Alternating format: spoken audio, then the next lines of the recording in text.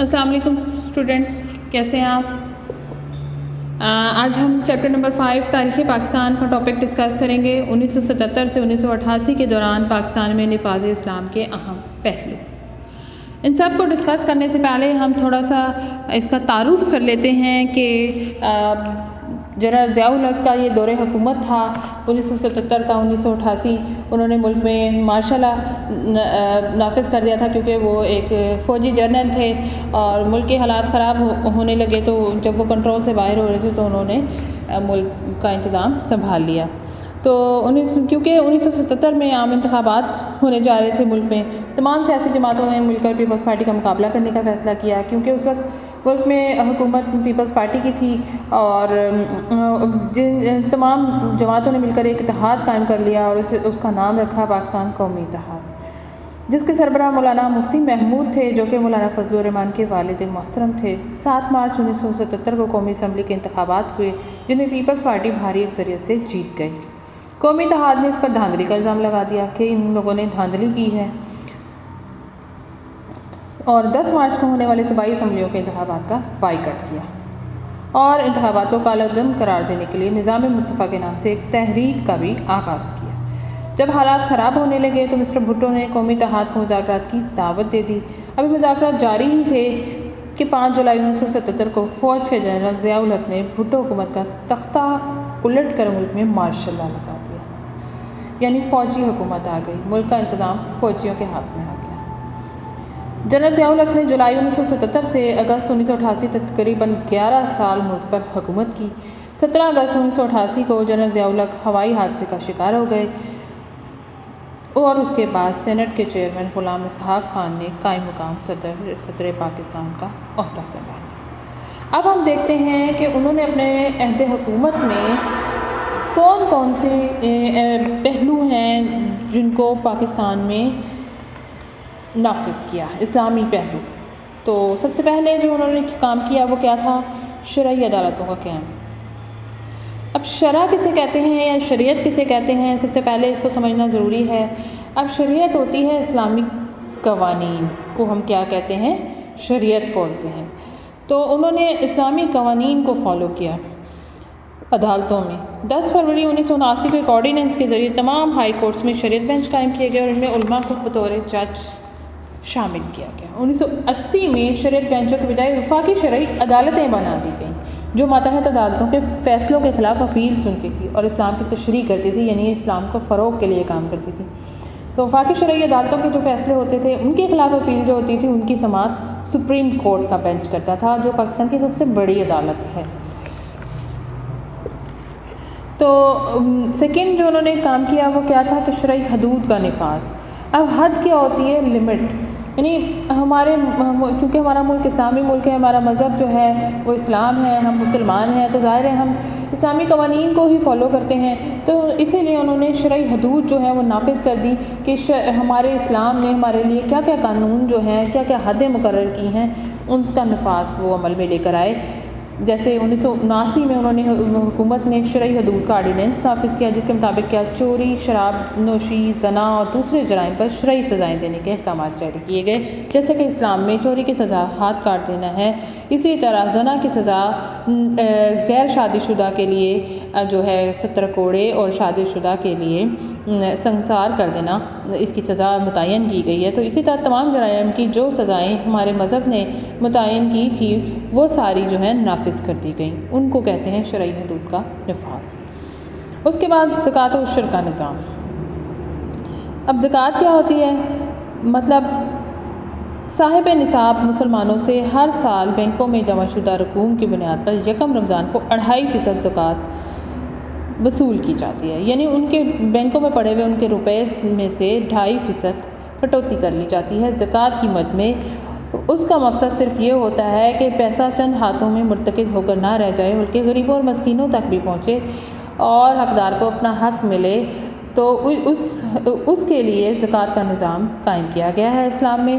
اور زکوٰۃ کی رقم جو ہے زکوٰۃ کونسلوں کے ذریعے مستحقین یعنی ڈیزرونگ لوگوں کے پاس جو واقعی اس کے صحیح مستحق ہیں ان میں تقسیم کر دی جاتی ہے۔ اس کے علاوہ عشر کیا ہوتا ہے؟ سالانہ زرعی پیداوار کی مخصوص حد کا 10% جو ہے وہ عشر وصول کیا جاتا ہے، یعنی پیداوار کے اوپر ٹیکس لگا دیا جاتا ہے ایک قسم کا زرعی پیداوار پر، جس کی وصولی کا کام عملی طور پر 1983 میں شروع ہوا تھا۔ یہ بھی اسلامی قوانین تھے جن کو رائج کیا گیا ہمارے ملک میں۔ اس کے بعد ہے سود کا خاتمہ۔ اب سود کیا ہوتا ہے؟ ایک خاص رقم کے اوپر ایک فالتو روپے کے طور پر آپ کو منافع کے طور پر سود کی شکل میں روپیہ دینا، وہ کیا کہلاتا ہے؟ سود۔ تو سود کو ہمارے مذہب میں حرام قرار دیا گیا ہے، اس لیے اس کے خاتمے کے لیے 1 جنوری 1981 سے سود سے نجات حاصل کرنے کے لیے نفع و نقصان کی بنیاد پر کھاتے کھولے گئے۔ کھاتے کیا ہوتے ہیں؟ اکاؤنٹس جو بینکوں میں کھولے گئے ہوتے ہیں۔ اور 1 جولائی 1984 سے تمام سیونگ اکاؤنٹس کو PLS کھاتوں میں تبدیل کیا گیا۔ Prize linked saving accounts profit and loss saving account پہ بیس کرتے ہیں، مطلب اگر آپ کے اکاؤنٹ پہ بڑی رقم سے جو بزنس کیا جاتا ہے، جن کو مختلف بزنسز میں ان کو انویسٹ کیا جاتا ہے، جب بینک ان کو انویسٹ کرتے ہیں تو اگر ان سے پروفٹ ہوتا ہے تو جتنا بھی ریشو ہوگا پروفٹ کا وہ آپ کے اکاؤنٹ میں ایڈ ان ہو جائے گا۔ اگر آپ کو لاس ہو رہا ہے تو وہ آپ کے اکاؤنٹ سے ڈیڈکٹ کر لیا جائے گا، یعنی آپ کو لاس بھی بیئر کرنا پڑے گا۔ یہ تھا اسلامی قانون۔ نیکسٹ ہے اسلامیات اور مطالعہ پاکستان کی لازمی تعلیم۔ پاکستان کے تمام تعلیمی اداروں میں BA تک اسلامیات اور مطالعہ پاکستان کی تعلیم لازمی قرار دے دی گئی۔ یہ قدم تعلیمی نظام کو اسلام سے ہم آہنگ کرنے کے لیے اٹھایا گیا۔ اسلام اور اپنے ملک کے ہسٹری یعنی تاریخ کے بارے میں معلوم ہونا ہر ایک انسان کے لیے یا طالب علم کے لیے ضروری ہے۔ تو انہی چیزوں کو مد نظر رکھتے ہوئے اسلام اور مطالعہ پاکستان کی تعلیم کو لازمی قرار دیا گیا BA تک۔ نماز کا اہتمام۔ اسکولوں، کالجوں اور سرکاری دفاتر میں ظہر کی نماز کا بھی اہتمام کیا گیا۔ لوگوں کو نماز کی طرف راغب کرنے کے لیے صلاۃ کمیٹیاں بھی بنائی گئی تاکہ لوگ نماز، اور ان کمیٹیوں کا کام تھا نماز کے لیے جگہ مخصوص کرنا، اس کا انتظام کرنا ہر ادارے میں، ہر اسکول کالج میں، تاکہ لوگ نماز کی ادائیگی آسانی سے کر سکیں۔ 7 پوائنٹ ہے احترام رمضان آرڈیننس۔ رمضان کا احترام نہ کرنے والوں کو 3 ماہ قید اور 500 روپے جرمانے کی سزا دی گئی۔ اس سلسلے میں احترام رمضان آرڈیننس جاری کیا گیا۔ نمبر 8 ہے دینی مدارس۔ ضیاء دور میں دینی مدارس کی سرپرستی کی گئی اور ان کو سالانہ امداد بھی دی جاتی تھی، اور ان اداروں کی اسناد کو MA کے برابر درجہ بھی دے دیا گیا۔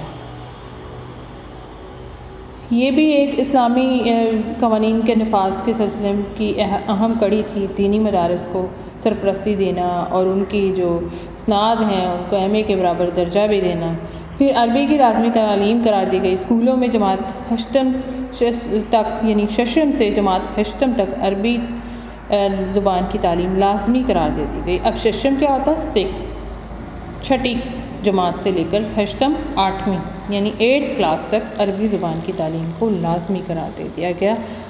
کیونکہ ہمارا قرآن مجید بھی عربی زبان میں موجود ہے تو ہماری اس سے واقفیت ہونا بھی لازمی تھی۔ بین الاقوامی اسلامی یونیورسٹی کا قیام۔ اسلامی قانون کے ہر پہلو پر تحقیق کرنے کے لیے یعنی ریسرچ کرنے کے لیے، ان کو سمجھنے کے لیے 1981 سے اسلام آباد میں بین الاقوامی اسلامی یونیورسٹی نے کام شروع کر دیا۔ شریعت فیکلٹی کا قیام۔ اب شریعت میں نے آپ کو جیسا کہ بتایا تھا کیا ہوتا ہے، اسلامی قوانین کو شریعت کہتے ہیں۔ تو اسلام آباد کی قائد اعظم یونیورسٹی میں شریعت فیکلٹی قائم کی گئی، جہاں پر قرآن مجید، سنت نبوی اور فقہ پر مبنی قانون کی تدریس کا بندوبست کیا گیا تھا۔ اب قرآن مجید ہمارا قرآن ہے، سنت نبوی جو ہمارے نبی کی سنت ہے جو انہوں نے سب کیا، اور فقہ کیا ہے؟ مطلب ہماری شریعت کے بارے میں جاننا، سمجھنا، شرعی علوم کو جاننا، وہ کیا کہلاتا ہے؟ فقہ کہلاتا ہے۔ ان سب کی تدریس کا جو بندوبست ہے وہ قائد اعظم یونیورسٹی میں شریعت فیکلٹی قائم کی گئی اور انہوں نے کیا۔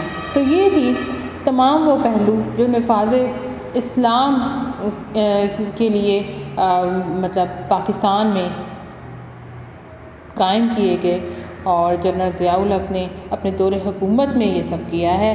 تو یہ آج کا ہمارا ٹاپک تھا۔ اس کے ساتھ ہی اب ہم اجازت چاہتے ہیں۔ اللہ حافظ۔ Thank you.